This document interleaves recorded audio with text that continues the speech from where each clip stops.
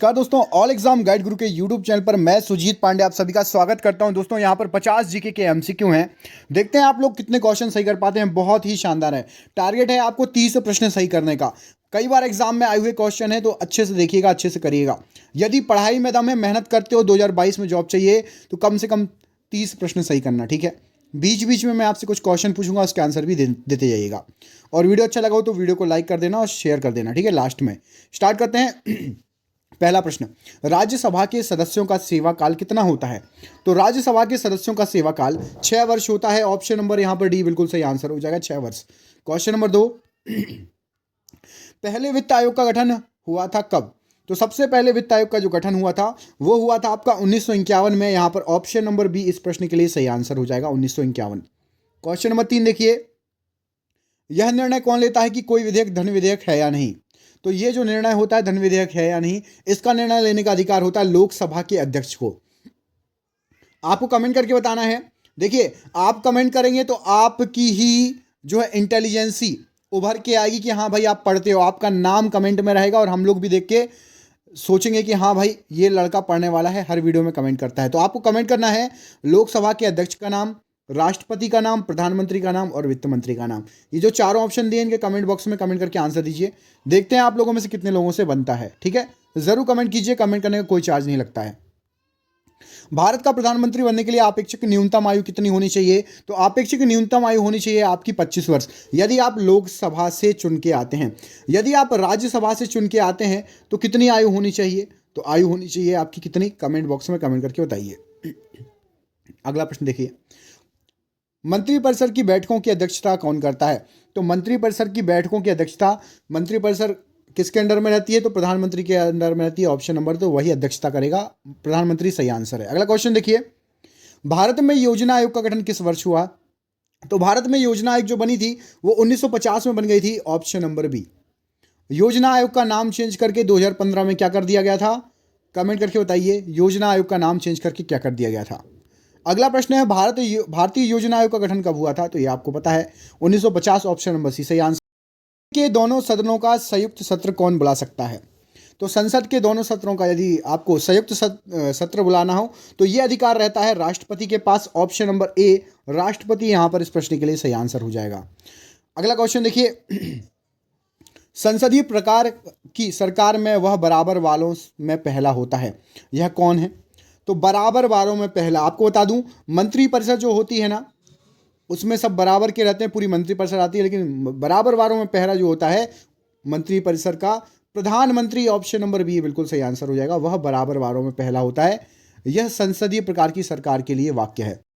पहले अविश्वास प्रस्ताव और दूसरे अविश्वास प्रस्ताव के बीच कितना अंतर होना चाहिए?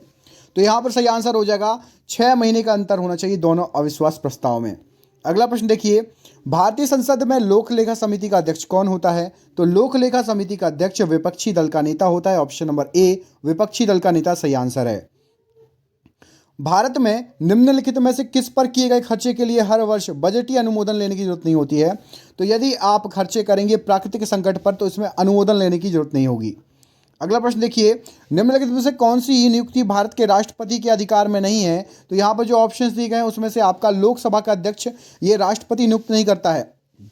बाकी सीजीआई, मुख्य न्यायाधीश, अध्यक्ष वित्त आयोग और थल सेना अध्यक्ष ये सभी जो है राष्ट्रपति के अधिकार में है। अगला क्वेश्चन देखिए, राज्यसभा के सदस्यों का चुनाव कितनी अवधि के लिए किया जाता है? तो राज्यसभा के सदस्यों का चुनाव 6 वर्ष की अवधि के लिए किया जाता है। संसद की किसी वित्तीय समिति में राज्यसभा का कोई प्रतिनिधि नहीं होता, तो ऐसी कौन सी समिति होती है? वो होती है आपकी प्राक्कलन समिति। इसमें राज्यसभा का कोई भी प्रतिनिधित्व नहीं करता है। अगला क्वेश्चन देखिए, अप्रत्याशित व्यय संसद के पूर्व अनुमोदन के बिना किस निधि से किया जा सकता है? तो अप्रत्याशित व्यय जो है भारत की आकस्मिकता निधि से किया जा सकता है। ऑप्शन नंबर बी सही आंसर है। अगला क्वेश्चन देखिए, निम्न में से कौन सा प्रशासन पर विधायी नियंत्रण के अंतर्गत नहीं आता? तो प्रशासन पर विधायी नियंत्रण के अंतर्गत बजट सत्र नहीं आता है। अगला प्रश्न देखिए, वित्त आयोग के अध्यक्ष के लिए जरूरी है कि वह डैश, क्या जरूरी है वित्त आयोग के अध्यक्ष के लिए? तो इनमें से जो ऑप्शंस दिए गए हैं उनमें से सार्वजनिक मामलों में अनुभव वाला व्यक्ति होना चाहिए। ऑप्शन नंबर डी यहां पर सही आंसर हो जाएगा वित्त आयोग के अध्यक्ष के लिए। अगले प्रश्न पर बढ़ते हैं। संसदीय प्रकार की सरकार की एक प्रमुख विशेषता क्या है? तो जो संसदीय प्रकार की सरकार होती है वो संसद के प्रति मंत्रिपरिषद का सामूहिक उत्तरदायित्व तो होता है। ऑप्शन नंबर डी, सामूहिक उत्तरदायित्व होता है मंत्रिपरिषद का। किसके प्रति? संसद के प्रति। हाउस ऑफ द पीपल को लोकसभा का नाम किस वर्ष दिया गया? तो हाउस ऑफ द पीपल को लोकसभा का नाम जो दिया गया था 1954 में दिया गया था। अगला प्रश्न है, मंत्रिमंडल सामूहिक रूप से उत्तरदायी होता है? तो मंत्रिमंडल सामूहिक रूप से लोकसभा के प्रति उत्तरदायी होता है। अगला प्रश्न है, संसद किसके माध्यम से सार्वजनिक व्यय पर नियंत्रण रखता है? तो संसद जो है वो नियंत्रण एवं महालेखा परीक्षक के माध्यम से सार्वजनिक व्यय पर नियंत्रण रखता है। राष्ट्रीय एकता परिषद NIC का अध्यक्ष कौन होता है? तो राष्ट्रीय एकता परिषद का अध्यक्ष होता है प्रधानमंत्री। ऑप्शन नंबर ए यहां पर सही आंसर हो जाएगा। अगला क्वेश्चन देखिए, निम्नलिखित में से कौन सा प्रस्ताव संघीय बजट से संबंधित है? तो संघीय बजट से संबंधित प्रस्ताव आपका कटौती प्रस्ताव है। ऑप्शन नंबर सी यहां पर सही आंसर हो जाएगा। अगला प्रश्न देखिए, भारत के प्रधानमंत्रियों का निम्नलिखित में से कौन सा कालानुक्रम बिल्कुल सही है? 4 आपको प्रधानमंत्री दिए हैं, तो यहाँ पर सही आंसर हो जाएगा आपका सबसे पहले जवाहरलाल नेहरू, उसके बाद इंदिरा गांधी, उसके बाद आपकी मोरारजी देसाई, उसके बाद चौधरी चरण सिंह।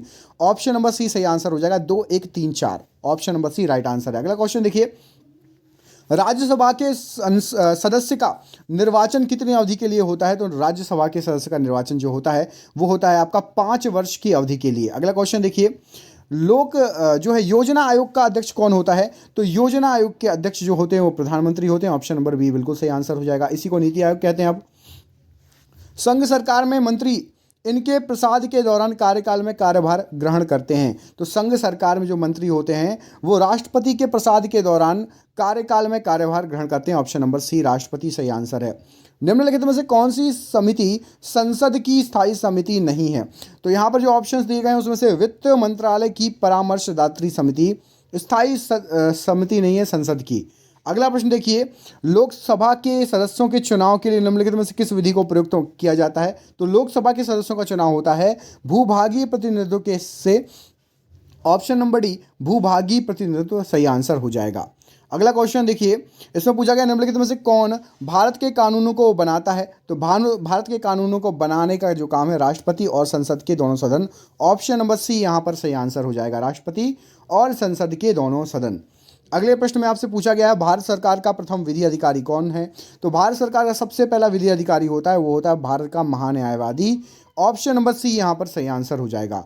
अगले प्रश्न में आपसे पूछा गया है केंद्र सरकार किसकी सिफारिशों के आधार पर भारत की समेकित निधि से राज्यों की सहायता अनुदान लेती है? तो केंद्र सरकार लेती है वित्त आयोग की सिफारिश से। ऑप्शन नंबर सी वित्त आयोग की सिफारिश बिल्कुल सही आंसर हो जाएगा। अगले प्रश्न में आपसे पूछा गया भारत में सरकार की संसदीय प्रणाली इसलिए है क्योंकि। तो भारत में सरकार की संसदीय प्रणाली इसलिए है क्योंकि लोकसभा में मंत्री परिषद उत्तरदायी होता है। ऑप्शन नंबर डी बिल्कुल सही आंसर हो जाएगा, मंत्री परिषद संसद प्रणाली का हिस्सा है। अगला क्वेश्चन देखिए, संसद के विधेयकों के बारे में राष्ट्रपति किस प्रकार के निषेधाधिकार का प्रयोग कर सकते हैं? तो संसद के विधेयकों में राष्ट्रपति जो है आपका जेबी, ऑप्शन नंबर बी यहाँ पर सभी आंसर हो जाएगा, प्रकार के निषेधाधिकार का प्रयोग कर सकते हैं। अगले प्रश्न में आपसे पूछा गया है राज्यसभा का पीठासीन अधिकारी कौन होता है? तो राज्यसभा का पीठासीन अधिकारी भारत का उपराष्ट्रपति होता है। ऑप्शन नंबर ए भारत का उपराष्ट्रपति। कमेंट करके बताइए भारत का उपराष्ट्रपति इस वक्त कौन है?